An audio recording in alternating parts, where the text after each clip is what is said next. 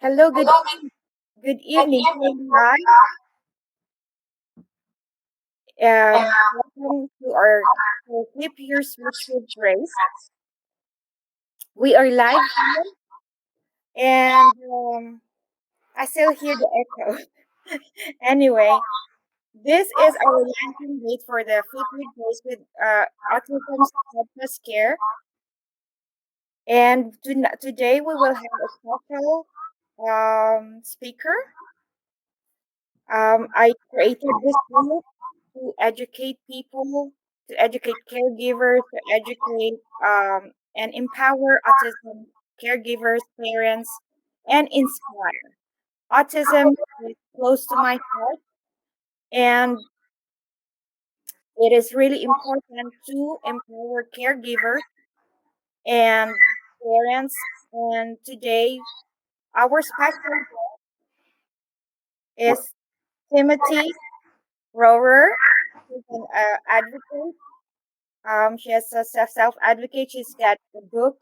She's an author, and I'd like to introduce Tim and give the floor to him to talk about and introduce himself. Take it away. My name is Timothy Rohrer. I'm a speaker, self-advocate, and an author for disability inclusion education. I recently wrote a children's book called Timmy's Story, a story about autism and friendship. In this book, it's about a boy named Timmy who has autism, and he struggled to make friends in the beginning, and then he later gets diagnosed and he has autism, and then his mom finds ways to help him, and then Timmy's mom had a conversation with his teacher about Timmy and his autism, and the teacher was very concerned for Timmy and wanted to teach the class of regular ed students how to understand someone with autism and what we can do to include them. And then Timmy is included by regular ed students in more in school and at places like recess and at places like the park, movies, in the bowling alley. And now, if you have any questions, Thank you, thank you. My first question is what can we do to help non-disabled people to be compassionate and learn to communicate with those with disabilities? can you repeat that? What can we what can we do to not help disabled people to be compassionate, us to be compassionate and learn to communicate with those with disabilities? What can you suggest? People with disabilities often spend hours being taught how to communicate. Why can't we teach those without disabilities how to communicate with them? Basically, schools need to have programs to teach the regular ed students about people who are non-disabled, how to communicate with those with disabilities, and understand that someone with a disability they just want to be like everyone else, and they don't want their disabilities to define who they are. Thank you, Tim. Thank you. So, you've mentioned that you wrote a book. Will you share something about what's in it, or just like a gist or a short summary about it? I can give you a sneak peek in one of the pages.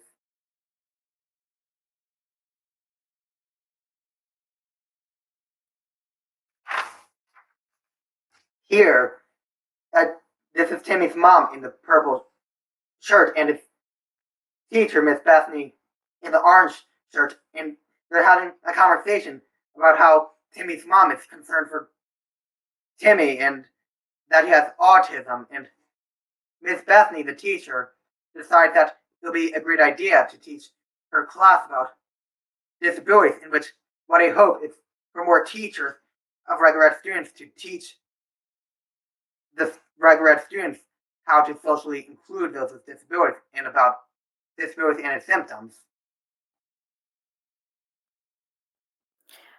Okay, you talk about, getting when you were at school. Did you feel when you were taught at social school, how did you feel when you were taught social skills because of your disability?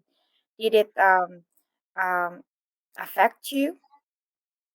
And being taught social skills, I felt like it was a punishment for having a disability. And I feel that they only teach social skills to special ed students like me because they believe that we're the ones who have poor communication skills and regular ed students have good communication skills. But it's not a one-way street. It's a two-way street in which people who are regular ed have problems with communicating like like we like regular ed students, like some of them exclude or even bully those who are special ed because like they're not taught how to communicate with those with disabilities. And like teaching social skills needs to be an aspect of both special and regular ed.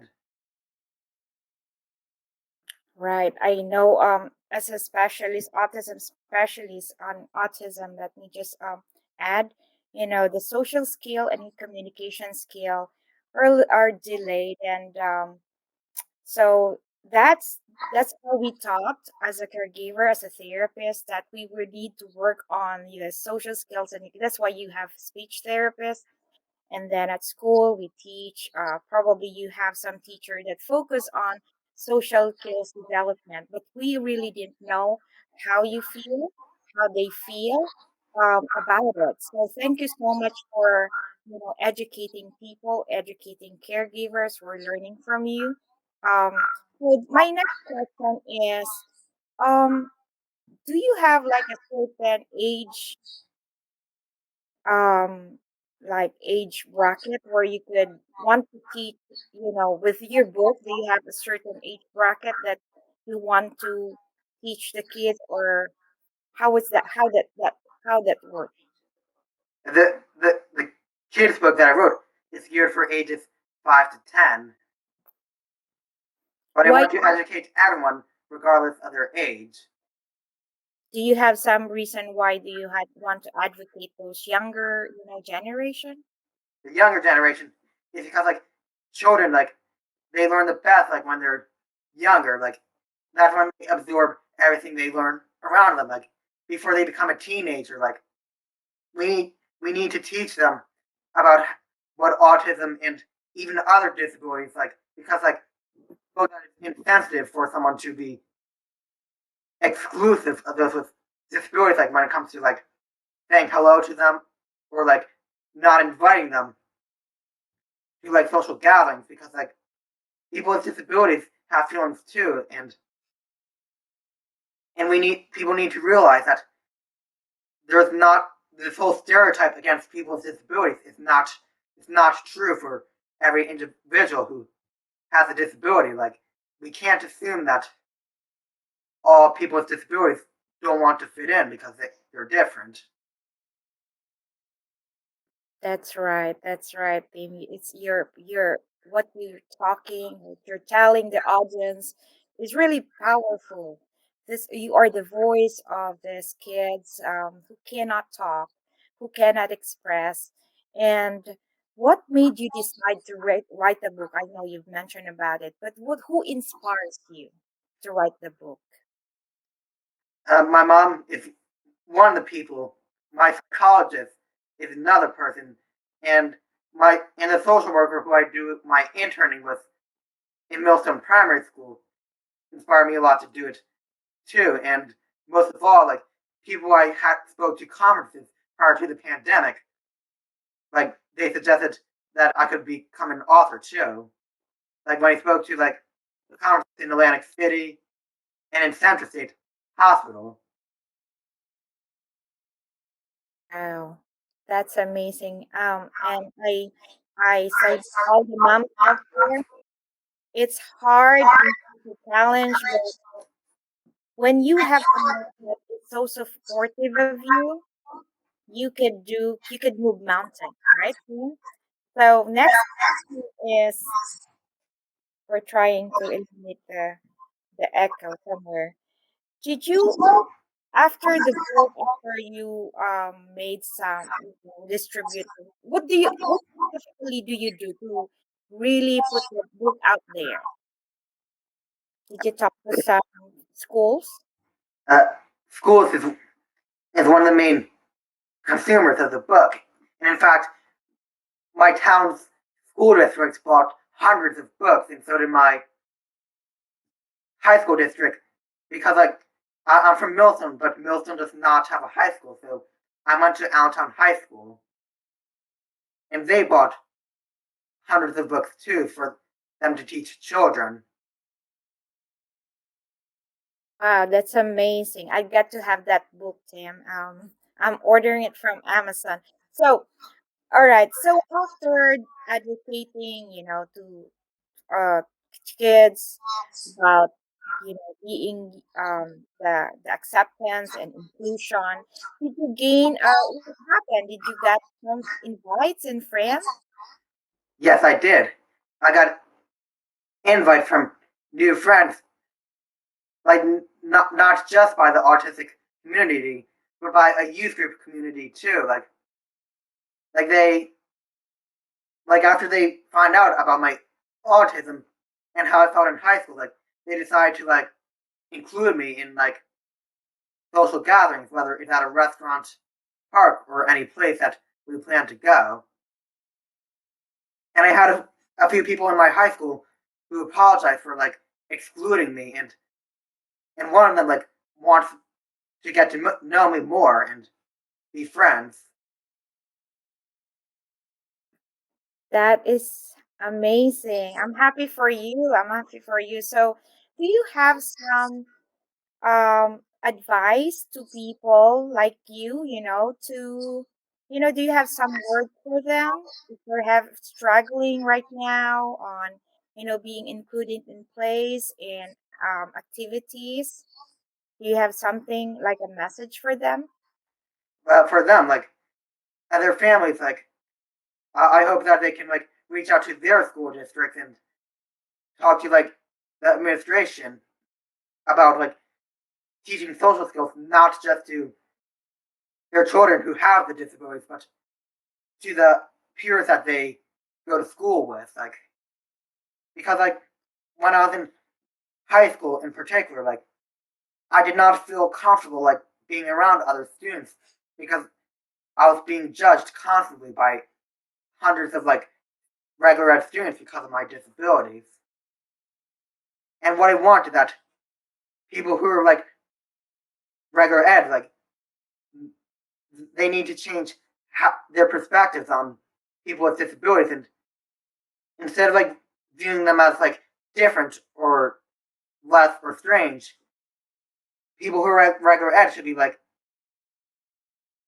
they're just like humans just like us. Like they can be funny, smart, and outgoing. Like to see the positives in those with disabilities, like what's truly on their insides and not what's been seen on the outsides of them.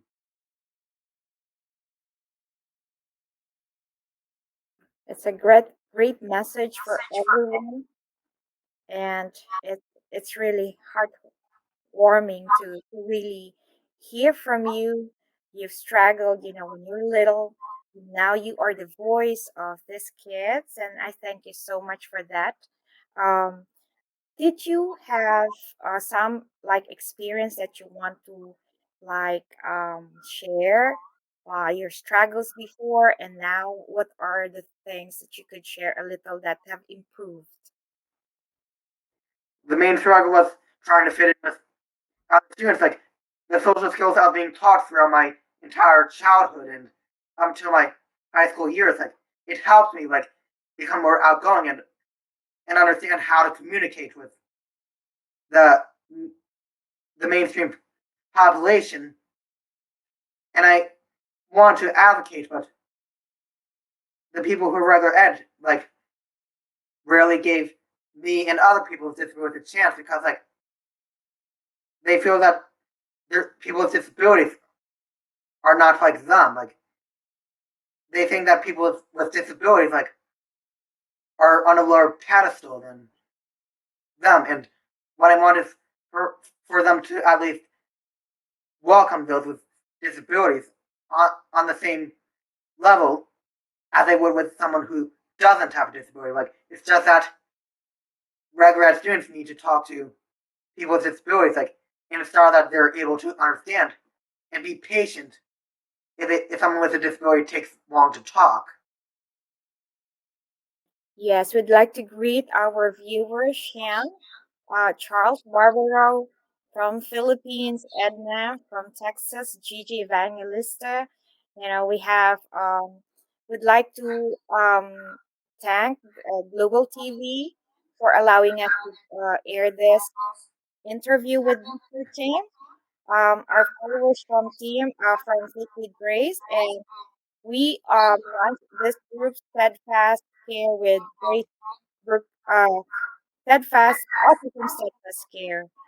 All right. So the next question is like, how can we avail this book? How you can get the book. If you go on Amazon, type in Timmy's story or the full title, and either way, you'll find the book. And the full title is Timmy's Story, a story about autism and friendship. All right. All right. Okay. So can you tell me about like the you mentioned about the flyers? The pamphlet. Here's my pamphlet called How to Be a Good Influence to People with Disabilities. It lists a summary of what a disability is and 10 pointers how children can socially include them. So All right. Here, sit down. this is what is a disability, and it lists all the information about. There's physical and mental disabilities, and some disabilities make it harder for people to walk, run, or learn. And this right here is all the passages that talk about how children can include people with disabilities regularly. And this was published by the New Jersey Coalition of Inclusive Education, and was also been used and translated into another language in another country. And Yes. this was on the front page of the Asbury Park Press. And this pamphlet went viral. It has been seen as far as Australia. Wow, I'm so proud of you. I'm so proud of you. So we avail that too? Like it's a separate from the book. Yes. All right, so it's You go on my available. website too. You can go on my website, Tips for Inclusion, the number 4.wixsite.com/disability inclusion. My website's there. Like, note that my website for now is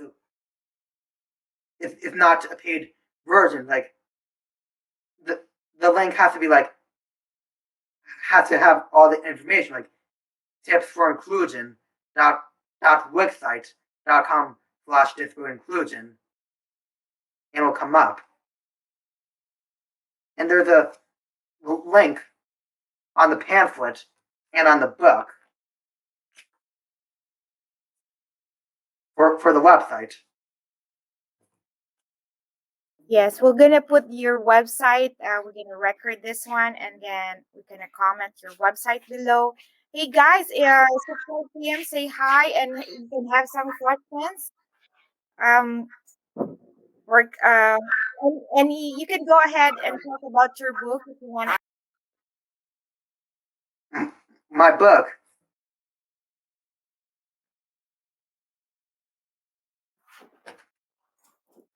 Oh, it's okay. It's okay. So what else?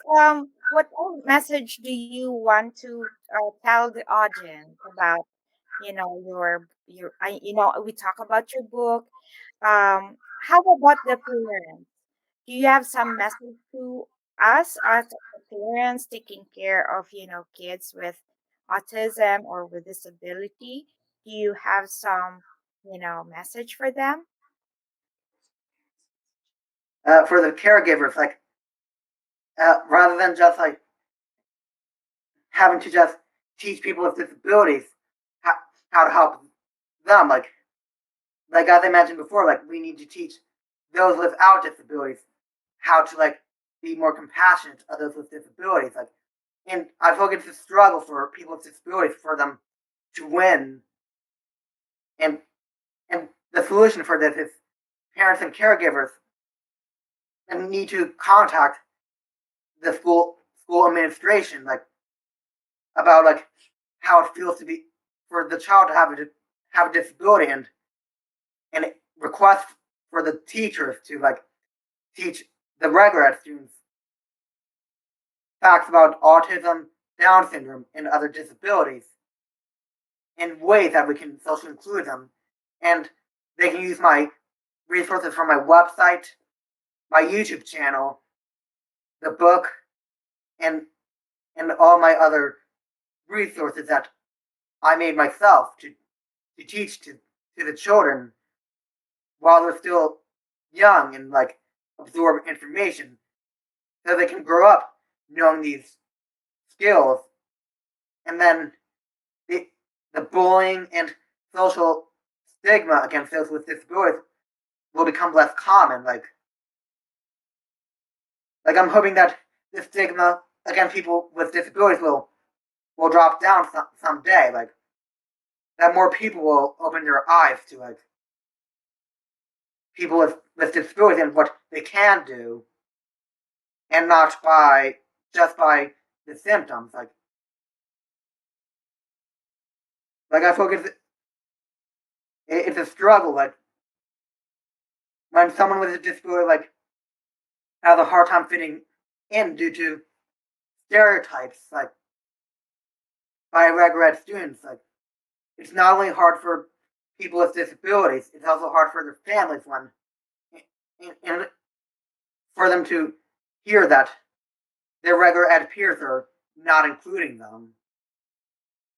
Yes, we have some fans here. We have Risa.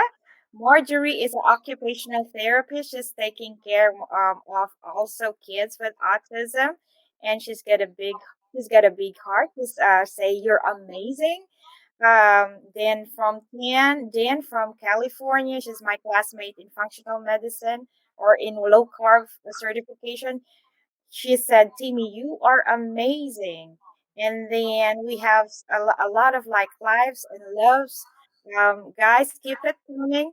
So the next question is, I have a friend also going to high school. As a mom, I'm really nervous. How is it? How was it in high school? How were you in high school? Are When you I was in high school, like I was I was very isolated because like people with disabilities like did not. I meant people without disabilities like didn't like really understand how to include me. Like some of them thought I was nice, but they believe I had no common interest with them just because I was born with a disability, and I felt very disheartened. Like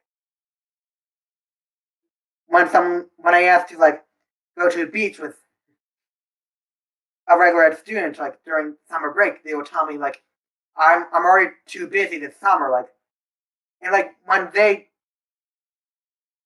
tell excuses like those or do things to avoid contact with those with disabilities, like the term disability inclusion, like that's not the definition of it. Like the definition of inclusion is allowing people to be part of a group or society as a whole. And I feel that not many groups like are going for their true definition of that term, disability inclusion. Like as I see on social media, like there of hashtag disability inclusion, like there's many posts about people with disabilities, and they're alone all by themselves. Like they ask to be included, but they never get a chance. Like, and it's very sad to see that. Like me and them, like wanted the same stress and anxiety that everyone is facing during the pandemic. Like the pandemic being telling people like where you can go, and where he can't go, how he can keep in contact with others, and how he can't keep in contact with others. Just like how the pandemic dictates those protocols, my disabilities dictated protocols saying that I can't hang out with a regular ed student. I can only hang out with a special ed population. And if I did talk to someone who was regular ed, I had to maintain social distancing from them and like give them more personal space. And I was very depressed about it. I know, team. We feel you. Everybody needs to be a part, and that's why we on this global TV on this we're doing this podcast for autism awareness, autism acceptance, and autism inclusion. So your message is very powerful. Your message is an eye opener for caregivers, for people who doesn't have knowledge, who doesn't understand kids with disability, and that's the reason why I don't even remember how I really found you. It's just I think it's a God plan to find you and help with your advocacy because we have the same advocacy. As a parent, as an autism specialist, I'm like your mom. I will do anything. I will do anything in my power to really help my son. And you are amazing. You have touched my heart, our heart. I cannot, I'm crying right now because your message is really powerful that would help a lot of kids like you have a voice and you are leading the way. You are leading the way to be heard by many. And yeah, and I thank you from the bottom of our heart for this audience also. Um, can you also talk about um, you know, do you want to add something? Like my dream is to be like Martin Luther King, but for people with disabilities and people without disabilities to join hands together and for them to have connections between each other. Like whenever I see like people without disabilities, like living in separate worlds from those with disabilities, like I feel like it's very bitter to look at, and I feel like this no longer needs to happen. Like I want to live a life, and I want people with disabilities to live a life in which they live a stigma-free life, and for them to do things that people without disabilities do, like for them to hang out at a beach, go out to a restaurant,